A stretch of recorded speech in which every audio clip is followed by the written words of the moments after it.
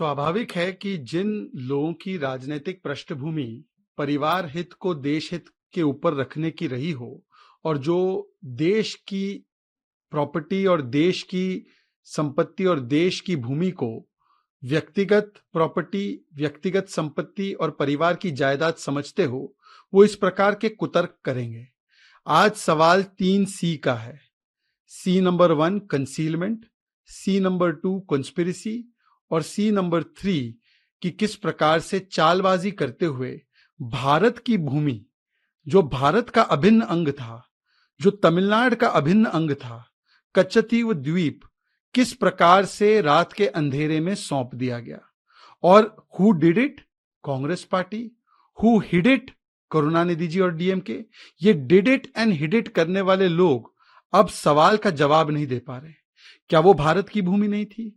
क्या वो तमिलनाडु के मछुआरों के लिए उनकी जिंदगी और जीवनी से जुड़ा हुआ वो एक बड़ा स्रोत नहीं था? आपने वो भूमि दे कैसे दी? और आज आप उस भूमि को देने के बाद गर्व मनाते हैं। और ये केवल कच्चतीवू का विषय नहीं है। क्या ये सच नहीं है कि पीओके सौंप दिया? क्या ये सच नहीं है कि अक्साई चीन सौंप दिया? क्या ये सच नहीं है कोको आइलैंड सौंप दिया? क्या ये सच नहीं है हजारों वर्ग स्क्वायर किलोमीटर जमीन, चाहे वो अलग अलग हिस्सों की हो, वो प्रथम परिवार ने सौंप दिया? तो आज सवाल बनता है कि प्रथम परिवार ने कौन सी डील फिक्सिंग की थी? मैच फिक्सिंग की बात राहुल गांधी करते हैं। डील कौन सी फिक्स हुई थी?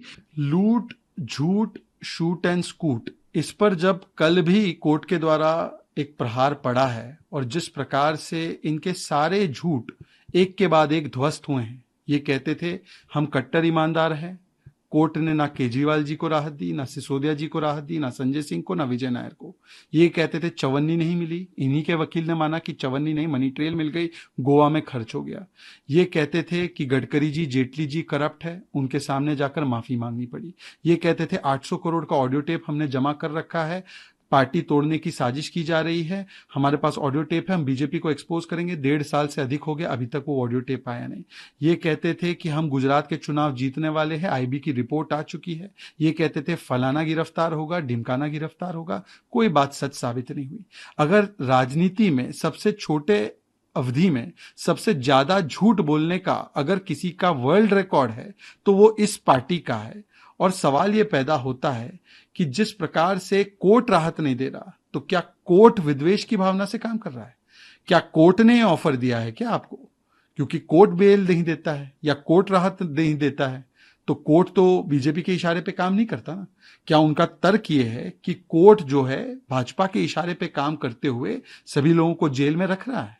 तो मुझे लगता है कि आज जो आरोप लगा रहे हैं ये हम पर नहीं, ये एजेंसी पर नहीं, ये सीधे सीधे कॉन्टेम्प्ट ऑफ कोर्ट करने की जुर्रत कर रहे हैं और कोर्ट पर ये आदेश के ऊपर ये आरोप लगा रहे हैं कि कोर्ट चाहती है कि उनके ऊपर विद्वेषपूर्ण कार्रवाई हो। मुझे लगता है कि इस प्रकार के बचकाने और अपरिपक्व बयान केवल एक ही पार्टी दे सकती है, आम आदमी पार्टी, जो जानती है कि शराब घोटाले में वो पूर्ण तरीके से लिप्त है। और जो बाकी के नाम आतिशी ने लिए है, ये तो फ्रस्ट्रेशन का एक पूरा का पूरा प्रमाण है।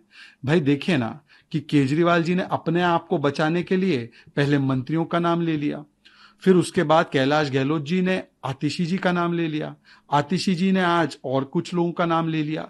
तो किस प्रकार से अपने दोषों को किसी और के सिर पे मढ़ा जाए और अपने आप को बचाया जाए और उनकी बलि दी जाए। आम आदमी पार्टी का तो लंबा चरित्र है इस पे। अन्ना से लेकर बाकी नेताओं को जैसे इन्होंने किनारा किया है, तो वो अपने चरित्र के हिसाब से ही पेश आ रहे। सवाल मूल केवल इतना ही है कि सरकार जेल से चलेगी।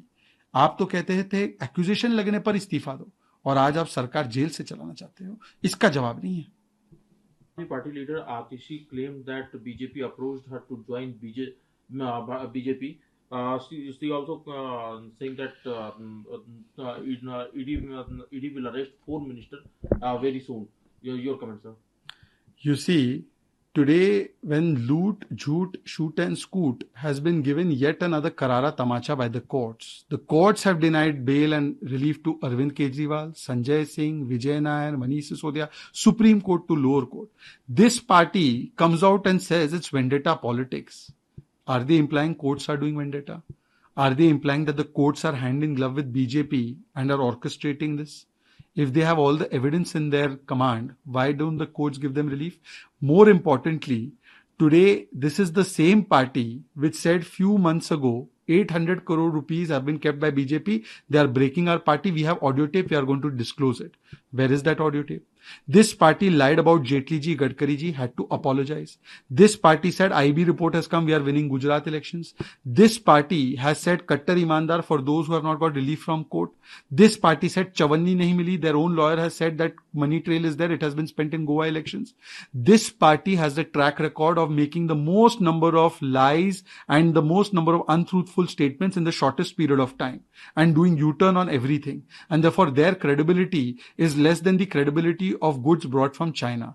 So therefore, the question today is, why is Atishi ji saying this? It is because Kejriwal ji has very smartly said, I am not responsible. Ask the ministers about Sharab Ghotala. Then Kailash Gehlot was asked. He said, ask Atishi about Ghotala. Today Atishi is being asked. So she's saying, ask Saurabh and others about Ghotala. So this transfer of blame and making a bakra or a bali ka bakra of somebody else has become the charitra of Aam Aadmi Party. They have, right from Anna Hazare to other leaders, always used this tactic to push people under the bus. They are only following that because they know that they are involved in the Sharab Ghotala. The question today is only one. You used to say on accusation, there must be resignation. Today you are saying, even though there is concrete proof and evidence, I will not join interrogation, but I will continue in Chief Minister's position from jail. Today you have transformed so much. Answer about that question.